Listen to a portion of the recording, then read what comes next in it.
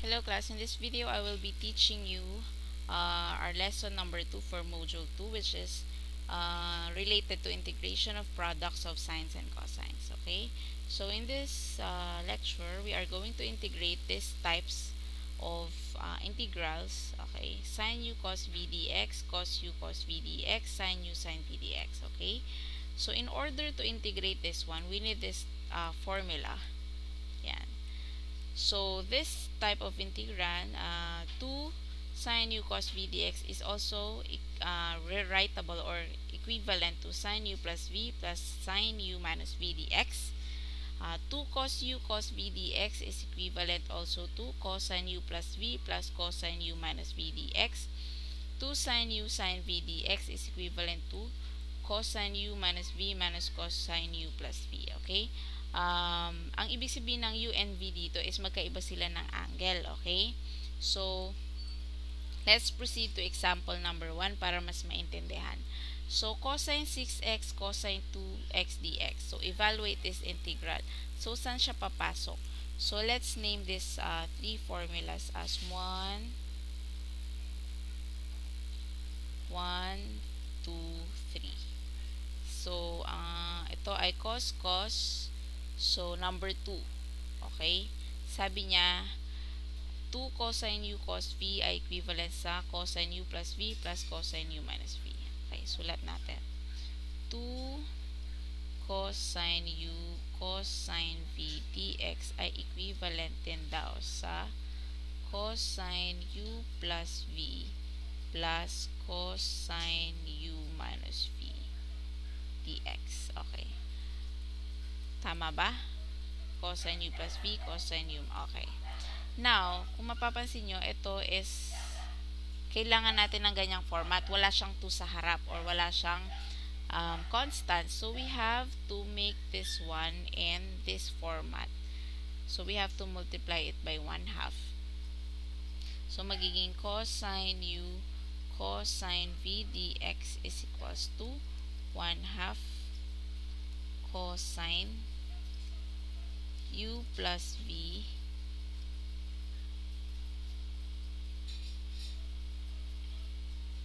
plus cosine u minus v dx. Okay. So, okay na siya. So, pwede na nating isalpak cosine 6x cosine 2x dx is equivalent to 1/2. Paghiwalayin na natin siya. Sige, step by step muna tayo. Cosine, ang u natin is 6x, ang v natin is 2x. Okay? Ito yung u, ito yung v. So, u plus v is 8x plus cosine u minus v, 6 minus 2 is 4x dx. Okay.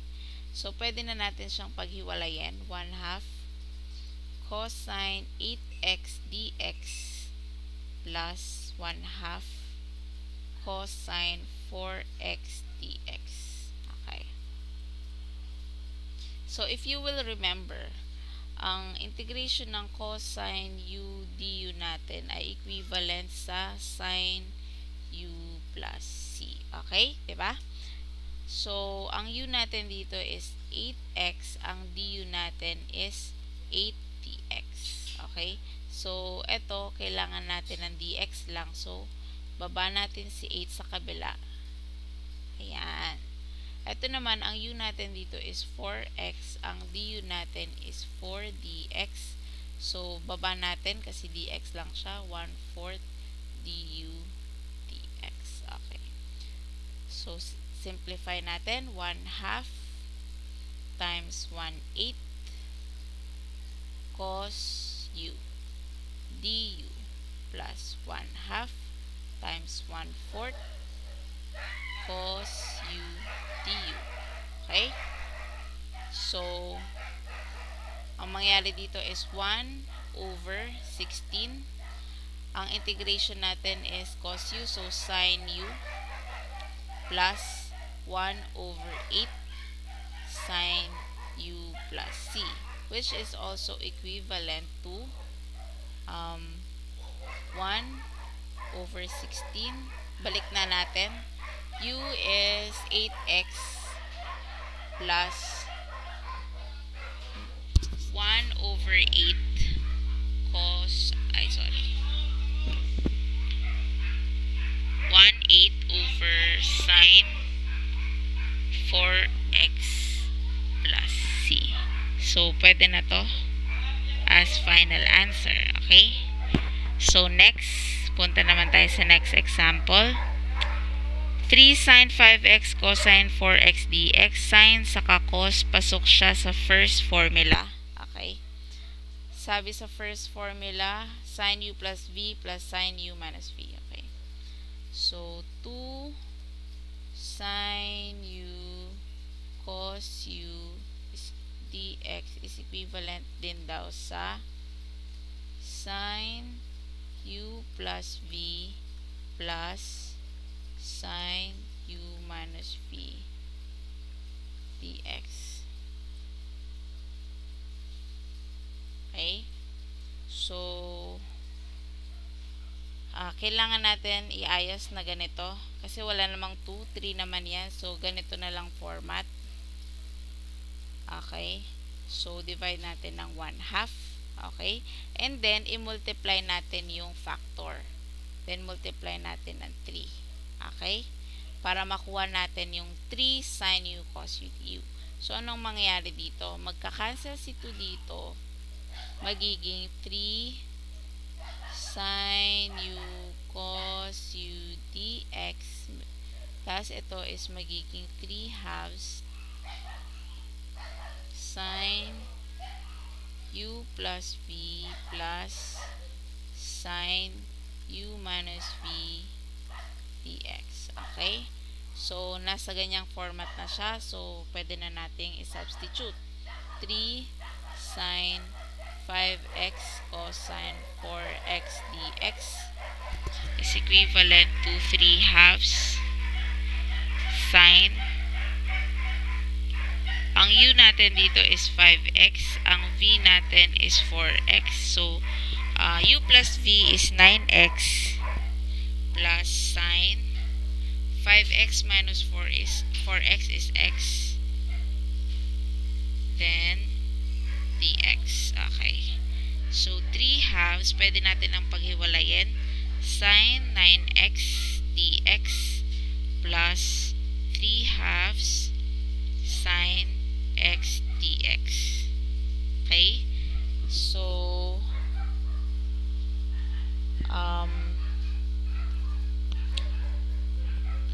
ang integration ng sine, if you will remember, that is negative cos u plus c. Okay? Ang u natin dito is 9x. Ang du natin dito is 9 dx. So, we need 1 9 du dx. Dito naman sa kabila, ang u natin is x. Ang du natin is dx. So, walang problema. So, pwede na tayong mag-integrate. 3/2 times 1 over 9. Okay? And then, yan ay negative cosine u plus 3/2 times negative cosine u plus c. Then, let's substitute. 3/2, ito, 3 over 9 is, makakancel to, may matitirang 3. So, ito ay magiging 1 over 6 negative cosine 9x minus 3/2 cosine x plus c. Okay? Pwede na itong final answer or you can simplify further. Okay? Yan. Next.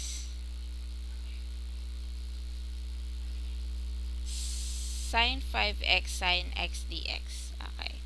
So, saang formula siya pasok? Sin sa 3. So, 2 sin u sin v is cos u minus v minus cos u plus v. Okay. So, 2 sin u sin v dx equals cosine u minus v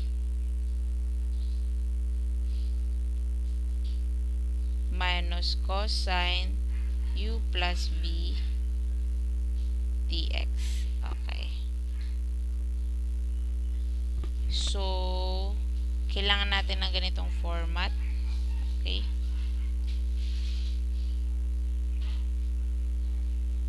One half. Okay. So, magiging sine u sine v dx equals 1/2 cosine u minus v minus cosine u plus v dx. Okay. So, nandyan na sa ganyang format. So, pwede na natin i-substitute sine 5x sine x dx equals to 1/2. Ang u natin dito is 5x. Ang v natin is x. Okay? 1/2 cosine u minus v is 5x minus x. That is 4x minus cosine u plus v is 6x dx. Okay? So, pwede na natin siyang paghiwalayan. 1/2 cosine 4x dx minus 1/2 cosine 6x dx. Integral. Okay, don't forget the integral sign. So, ang integral ng cos u du ay, diba, sine u plus c. Okay. So, ang u natin dito is 4x. Ang du natin is 4dx. We need dx. So, 1/4 du dx. Okay. Ang u natin dito ay 6x. Ang du natin is 6dx. So, 1/6 du dx. Okay. So, integrate na natin. 1/2 times 1/4 cosine u minus 1/2 times 1/6 cosine u du. Okay. So, let's integrate. 1/8 cosine. So, sine u natin dito is 4x minus 1/12. Okay. Cosine 6x plus c. Okay. So, pwede na yan or pwede pang i-simplify. Okay? So, next. Okay. Next is cosine 2x, cosine 7x. Saan siya papasok? Cosine 2x, cosine. Okay. Sa formula 2. Cos u plus v, cos u minus v. Okay. So, 2 cosine u cosine v dx equivalent siya ng cosine u plus v cosine u plus v plus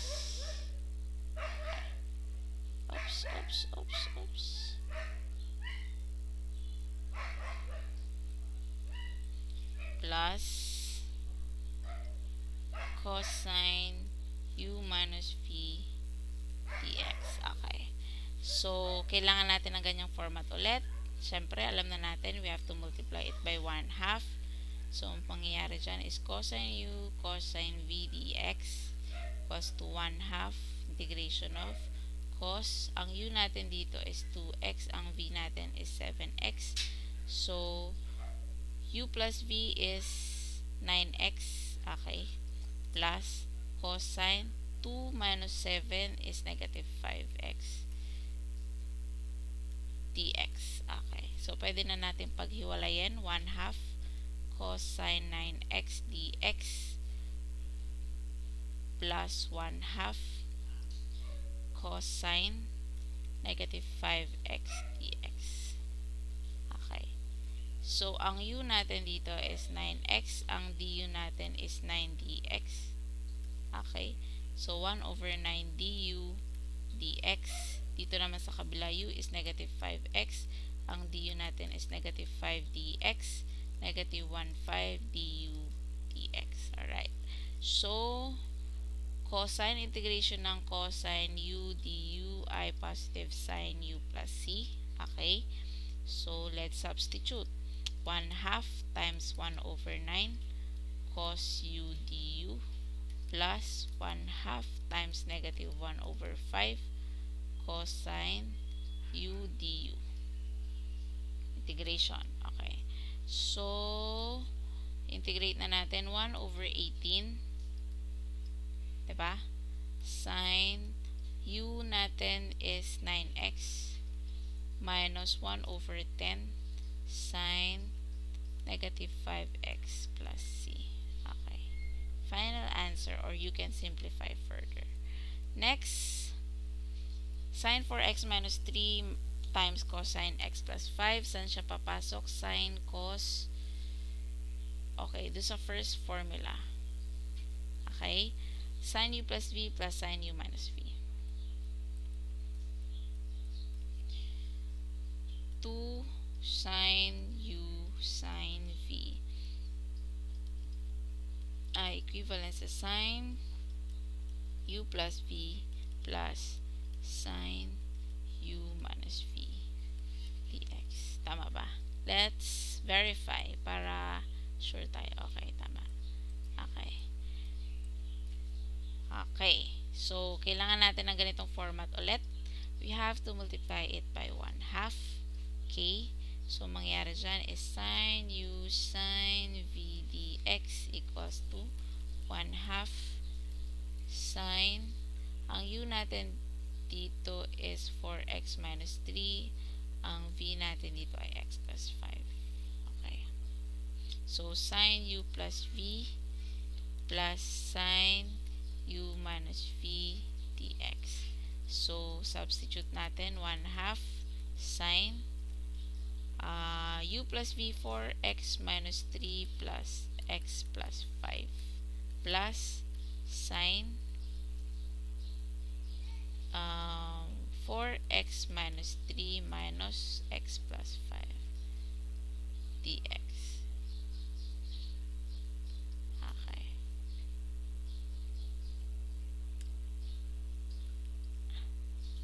Okay. So, 1 half pag-iwalay na natin. Sine 4x plus x 5x, negative 3 plus 5 is positive 2. Okay. Dx plus 1 half sine 4x minus x is 3x, negative 3 minus 5 is negative 8 dx. Okay. Integration natin ng sine u is equivalent sa u du ay equivalent sa negative cos u plus c. Okay? So, ang u natin dito is 5x plus 2. Ang du natin is 5 dx. So, we have 1, 5 du dx. Okay. So, dito naman, 3x minus 8. Ang du natin is 3 dx. Kailangan natin ng 1/3 du dx. Okay. So, substitute natin 1 half times 1, 5 sine u du plus 1 half times 1/3 sine u du. So, let's integrate. 1 over 10 negative cos u plus 1 over 6 negative cos u plus c. Diba? So, here, substitute back natin, negative 1 over 10 cosine. Ang u natin is 5x plus 2 minus 1 over 6 cosine. Ang u natin dito is 3x minus 8 plus c. So, ito na ang ating final answer, or you can simplify it further. Okay? So, this is your self-assessment question 2.2. So, thank you for listening, guys. I hope you've learned the lesson.